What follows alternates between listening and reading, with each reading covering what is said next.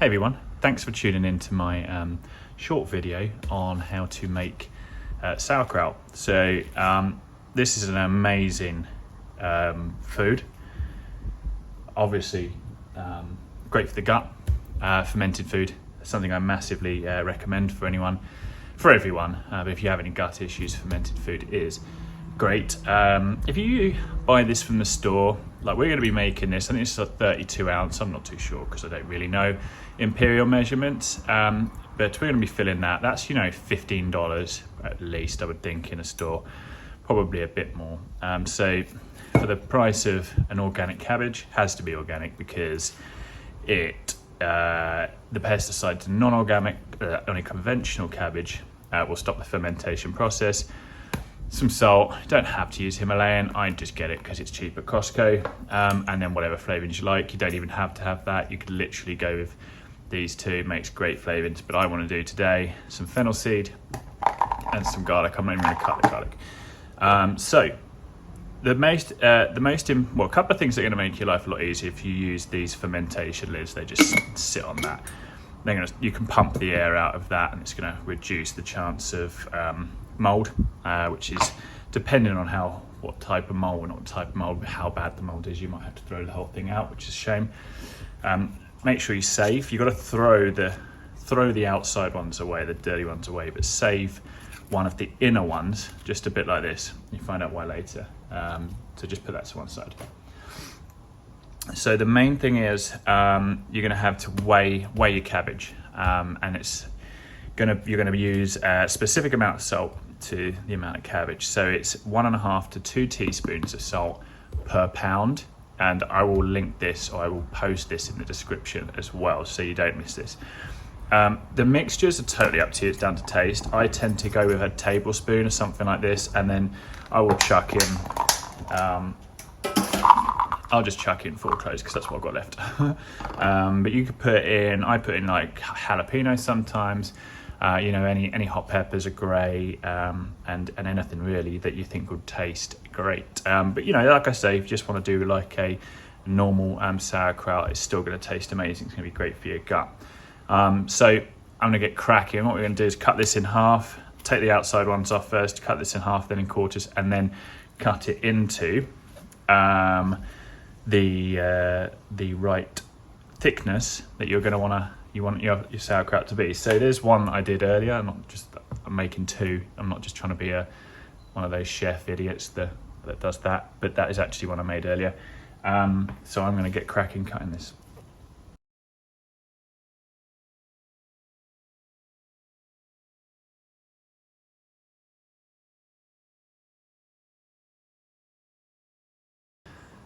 So at this point, I am going to have to bring this back and show you this because I only have one big bowl. This one I did with black pepper, so I just did, I think it's 2 tablespoons of black peppercorns. I'm going to try that. I've never tried that before. But what you're going to do is you're going to get all of your cabbage, you're going to chuck it in here, you're going to mix in whatever mix-ins you're going to do. So this next one will be a tablespoon of fennel seeds and the 4 garlic cloves, and then you've got 2 options from there. You can either put the salt in and then let it wilt for 20 minutes, which is what this one's doing, or you can knead for 5 minutes. So what I'm going to do is I'm going to show you the kneading. I prefer kneading it. It just really does depend. The salt can sometimes hurt my hands, and it is hard work actually. After 5 minutes of doing it, you're going to be fairly tired. It's interesting, but I prefer that method. So you're going to see that in a second.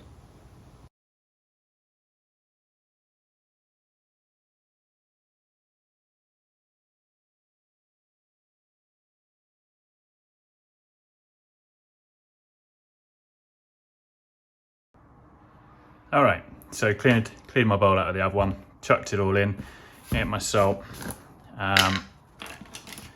It's 2.5 teaspoons for this amount of cabbage.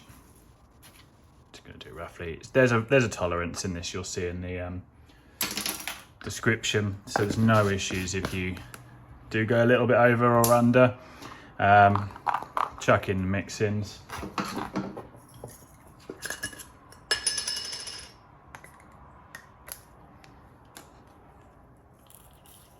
Again, it's not going to kill you if you do a little bit more, a little bit less. It's just about what you are going to like.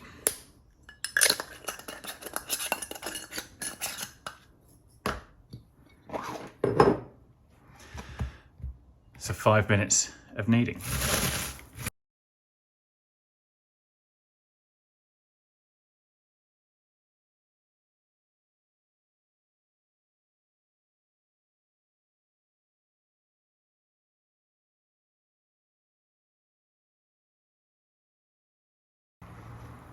Okay, so that was actually just a little bit over 3 minutes. It's going to depend. The greener that you get your cabbage, the easier you're going to get liquid coming out of it. I don't know if you can see that. So you really want to get some liquid out. But you don't need so much out. Like basically, this process will continue when you pack it into the jar. But you do want some. You can see there maybe some liquid because it's just going to make topping up easier in your jar. So now I'm going to stuff it in here.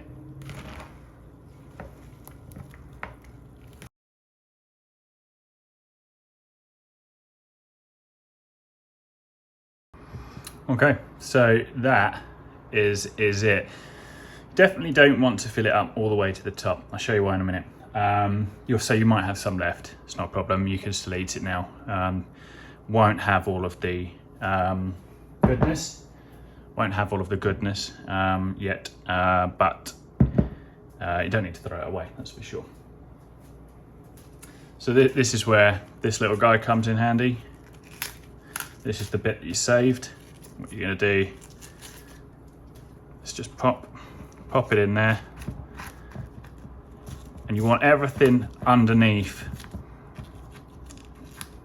water, except for that guy. It doesn't really matter about him. Now these are fermenting weights. They're pretty useful as well. You don't necessarily need them.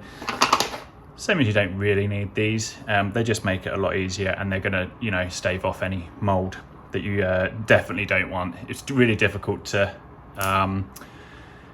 know whether to throw it out. If it's surface mold at the top, you might be all right, but you don't know if the mold has penetrated into the juices, and if it has done, then you're just going to eat something that can make you really sick. So it's really hard if you get mold to know what to do. So basically, it's as simple as this. You're going to chuck that in there. That's going to help there. Screw this on super tight.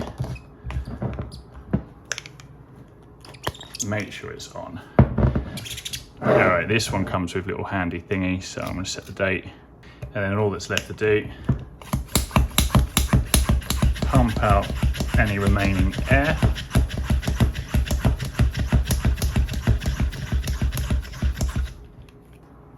And that's it.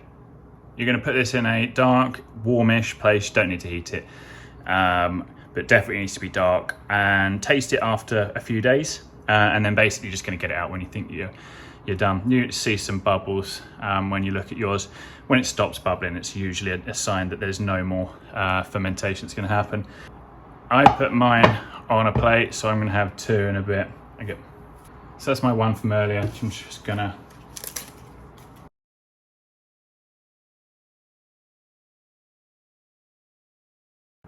So there's my 2, fennel and garlic and black pepper.